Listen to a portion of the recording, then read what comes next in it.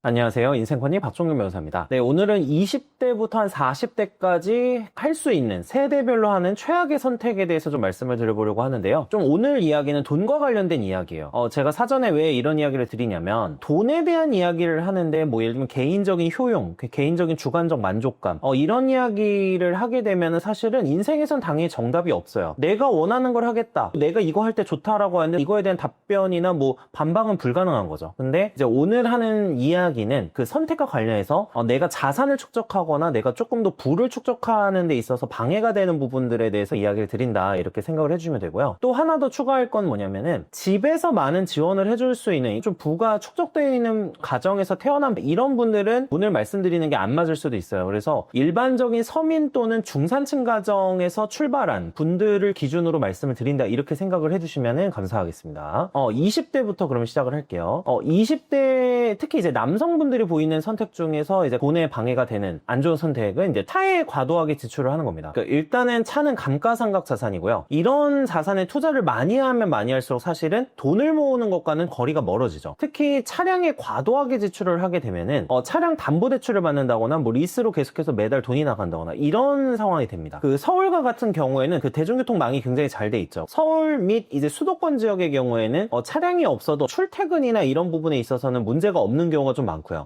근데 지방의 경우에는 조금 얘기가 다를 수는 있죠. 저도 지방에서 생활을 해보니까 차량이 없으면 굉장히 이제 오고 가는 게 힘들고 대중교통이 30분에 한 대 오고 이런 경우들도 분명히 있기 때문에 이런 경우는 이제 차량을 구매해야 된다고 생각을 합니다. 근데 이 차량을 구매하는 것도 뭐 중고차를 저렴한 비용으로 이제 사서 연비 좋고 효율성 좋은 차를 이제 쓰면은 되겠죠. 근데 차량 유지비를 최소한으로 할 수 있는 방법이 있는데도 뭐 비싼 차를 산다거나 이런 것은 이제 돈을 모으는데 많이 방해가 된다. 그래서 제가 이걸 한번 실제로 계산을 해봤어요. 중고차나 이런 걸 사는 게 아니라 신차를 산다고 가정을 해보고 차량 금액에 따라 좀 다르니까 일단은 오늘은 60개월 할부, 최대 할부가 보통 60개월이죠. 60개월 할부로 한다고 가정을 하고 차량 가격을 4천만 원으로 산정을 해봤습니다. 신차 기준으로. 그래서 처음 운전하는 분들의 경우에는 보통 자동차 보험료도 비싸죠. 그래서 연 150만 원 정도 든다고 가정을 하고요. 첫 차를 탈 때 선수금으로 30% 정도 이상을 써야지 조금 더 저렴하니까 4천만 원 정도 가액에서 이제 선수금으로 1,300만 원 정도 내는, 자 이렇게 되면은 2,700만 원을 할부로 갚아야 되는 상황이 되죠. 이제 이거에 대해서 검색을 해보니까 보통 연 이자가 3에서 4% 정도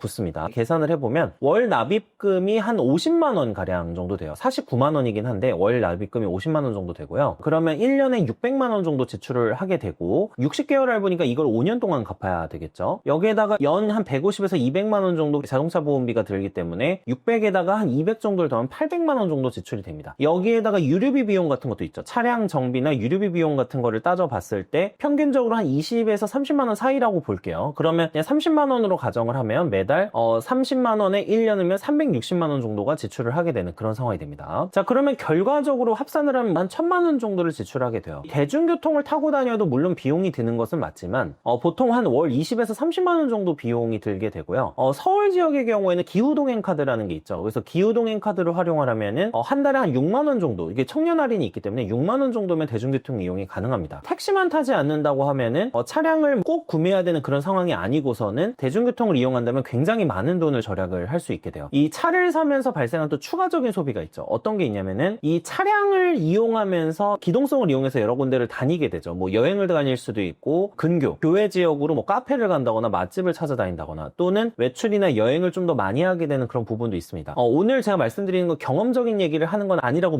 말씀을 드렸죠. 돈에 대한 이야기로만 볼 때는 이것도 굉장한 큰 지출을 계속해서 발생시키게 됩니다. 그래서 차량을 사면은 차량에 대한 비용도 문제이기는 하지만 외출이 용이해지면서 발생하는 어떤 여가 비용 같은 것도 굉장히 증가를 할 가능성이 높다. 과거에도 차를 사는 순간 이제 집 사는 건 포기해야 된다 뭐 이런 이야기가 있었었죠. 이런 차량으로 인해서 발생하는 소비뿐만 아니라 이런 추가적인 소비가 있다는 이런 부분을 좀 생각을 해보면 20대 때 만약에 이 선택을 하게 되면은 많은 돈을 지출하게 되는 그런 상황이 되죠. 그래서 돈과 관련해서는 최악이 되고요. 자, 그다음에 이거는 보통 남자분들이 많다고 하면 여자분들의 경우에는 해외여행과 사치성 소비가 좀 크겠죠.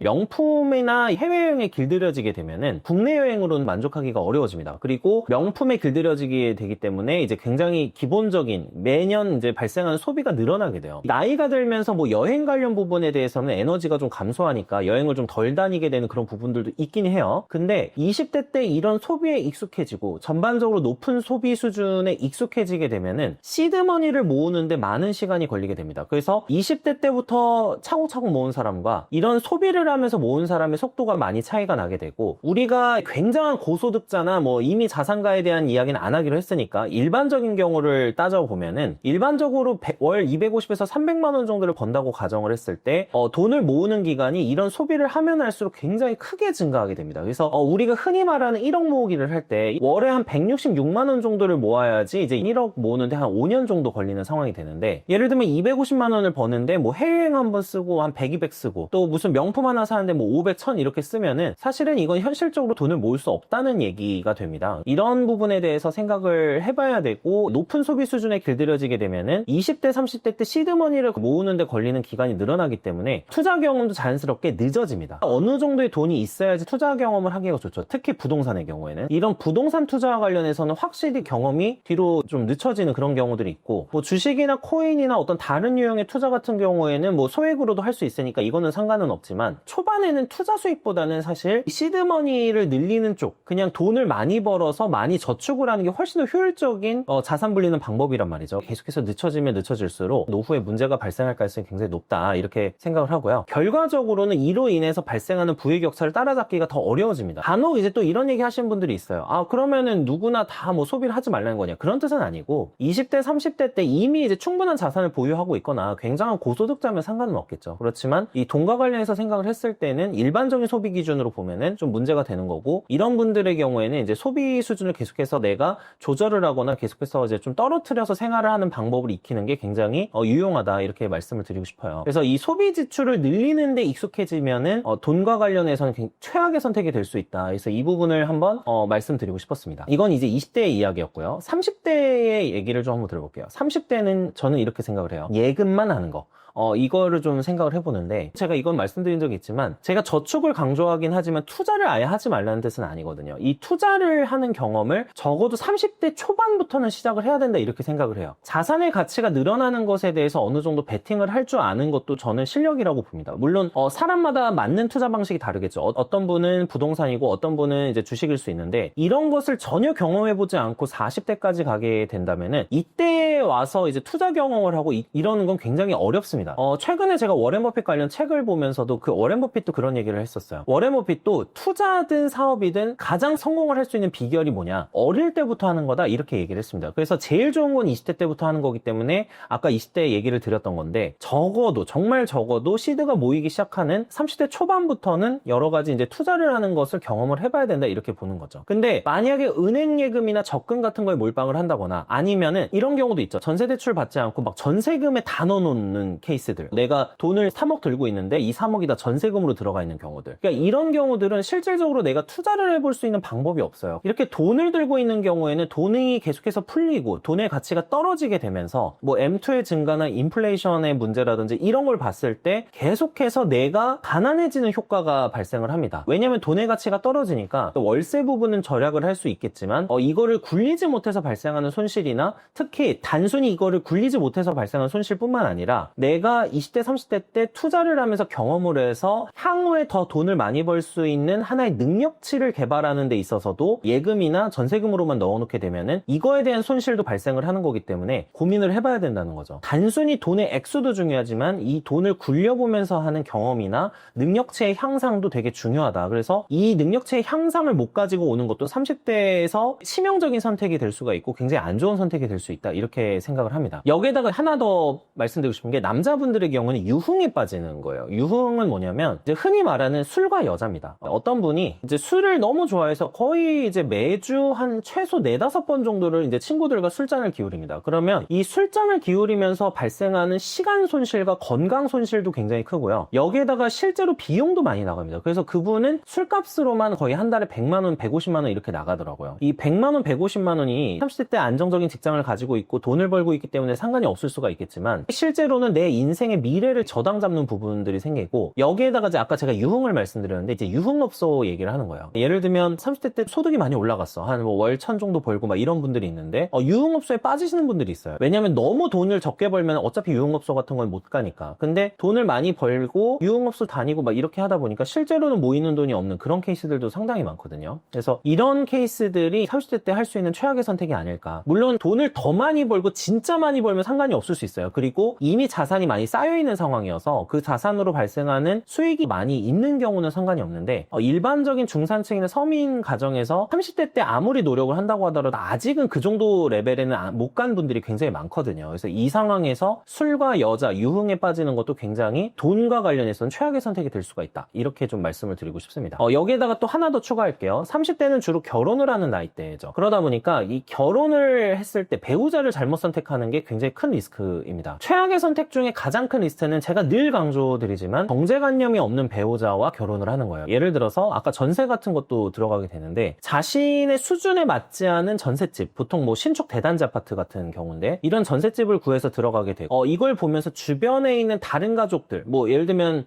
훨씬 더 고소득자의 가정들이나 이런 가정들과 비교를 하게 되는 경우도 상당히 많아요. 아이 교육을 하면서 사교육비가 들어가기 시작하고 뭐 영어 유치원 비용이 들어가기 시작하고 또 기본적인 생활 수준이 계속해서 높아지는 경우들이 있습니다. 그래서 실제로 버는 돈에 비해서 생활 수준이 너무 높은 경우가 발생을 해요. 경제관념 없는 배우자랑 살게 되면. 그러니까 이런 케이스들이 계속 발생을 하기 때문에 이제 30대 때는 좋은 배우자를 선택하는 것도 굉장히 핵심적인 선택 포인트고 경제관념이 부족한 배우자분을 만나게 되면은 인생에서 최악의 선택이 될 수 있다. 이렇게 말씀을 좀 드리겠습니다. 네, 30대는 여기까지 하고 40대의 경우에 또 말씀드릴게요. 40대는 첫 번째는 자녀에게 경제교육을 제대로 시키지 않는 게 최악의 선택이 될 수가 있습니다. 이 경제교육은 별 게 없어요. 자, 첫 번째는 그 친구가 스스로 용돈을 받아서 돈을 모아보는 경험을 하는 거. 두 번째는 그 친구한테 아무런 어떤 대가 없는 돈을 계속해서 지급을 하는 거. 최근에는 한국 가정들이 이런 경우가 많아요. 일반적인 서민이나 중산층 가정인데 부모님이 자녀에게 카드를 줍니다. 카드를 줘서 카드를 그냥 막 긁고 다니라 이렇게 하는 거예요. 그러니까 이런 게 정말 최악이 되는데 이렇게 되면은 그 아이 입장에서는 돈을 관리하고 저축하는 경험도 사전에 경험을 해볼 수가 없게 되고요. 여기에다가 돈을 막 쓰다 보니까 이제 돈을 아껴야 된다는 개념, 돈을 관리하는 개념이 오히려 떨어지게 돼요. 공짜로 쥐어주는 돈은 절대로 그 사람을 성장시킬 수가 없습니다. 50대가 되고 60대가 되어도 40대 때 경제교육을 시켜놓지 않아서 이 아이는 돈 먹는 하마가 되고 뭐 결혼할 때도 결혼 비용을 줘야 되고 또 대학이나 대학 이후에도 계속해서 돈을 줘야 되는 그런 상황이 발생을 하게 됩니다. 경제관념이 없는 자녀에게 들어가는 돈은 정말 상상을 초월해요. 한국의 경우에는 이런 경제교육에 대한 개념이 많이 없기 때문에 예를 들면 아이가 뭐 가족에게 기여를 하거나 어떤 뭐 설거지를 한다거나 이럴 때 어떤 돈을 주고 내가 노력을 하고 타인에게 기여를 해야지 돈을 받을 수 있거나 이런 관점을 심어줘야 되는데 그게 아니라 부모는 무조건적인 사랑을 줘야 되고 그래서 무조건적으로 결제하게끔 하고 무조건적으로 사주는 이런 상황들이 발생을 한다는 거죠. 이런 부분들이 굉장히 최악의 선택이 될 수 있다 이렇게 말씀을 드리고 싶고요. 하나 더 말씀드리는 거는 갑자기 모르는 분야에 돈을 투자하는 겁니다. 이 갑자기 모르는 분야에 돈을 투자하는 거는 주로 이런 거예요. 40대 때 갑자기 20대 30대 때는 일반적인 직장인 생활을 하다가 퇴직 위기에 접어들거나 아니면 주변에서 투자 권유를 받습니다. 조금 돈이 쌓여 있으니까. 그럼 이제 큰 돈을 쏟아부어서 투자하거나 내가 모르고 있던 사업을 시작을 하는 경우들이 종종 있어요. 이게 이제 주로 친구들이 투자 제안을 하거나 뭐 동업 제안을 한다거나 돈 빌려달라는 부탁을 한다거나 이런 거에서 시작을 하는데 충분하지 않은 돈을 가지고 있을 때 이게 굉장히 문제가 되고 이것 때문에 이제 조급해지면서 많은 선택을 하게 됩니다. 그래서 이 선택을 하게 되면은 결과적으로는 실패할 가능성이 높죠. 어떤 분야든 20대 30대 때 경험하지 않았던 분야를 40대 때 시작해서 성공하기에는 쉽지가 않아요. 세상은 그렇게 만만하지가 않거든요. 그래서 결과적으로는 40대에 뛰어들어서 새로운 분야에 접어들었을 때는 너무나 과도한 투자나 과도한 창업을 한다거나 이런 거는 조금은 자제할 필요가 있고 이게 돈과 관련해서는 인생의 최악의 선택이 되는 경우가 많다. 이렇게 생각을 합니다. 오늘은 20대부터 40대까지 인생에서 돈과 관련해서 최악의 선택이 될 만한 부분들에 대해서 말씀을 드려봤는데 항상 말씀드리지만 인생에는 대가가 있어요. 내가 돈을 모으려면 포기해야 되는 것들이 있고요. 그리고 내가 성장하려고 하면은 거기에 또 비례해서 포기해야 되는 것들이 있습니다. 내가 공부를 하고 돈을 모아가고 이런 과정이 절대로 쉬울 수가 없는 거고요. 이거를 어느 정도 감당 가능한 사람들, 내가 노력을 하고 내 뭐 단순한 여가나 약간의 즐거움을 포기할 수 있는 사람들이 돈을 벌 수 있고 돈을 모을 수 있다, 이렇게 생각을 합니다. 그래서 이 부분에 대해서 항상 생각을 하고, 인생에는 공짜가 없다라는 거를 그 누구보다 절실히 깨달을 때 훨씬 더 부의 축적에는 가까워질 수 있지 않을까, 이렇게 생각을 하면서 마무리를 짓겠습니다. 네, 제 책도 또 혹시 구매 안 하신 분들의 경우에는 한번 사랑해 주시면 감사하겠습니다. 인생의 커닝 페이퍼 많이 사랑해 주세요. 시청해 주셔서 감사합니다.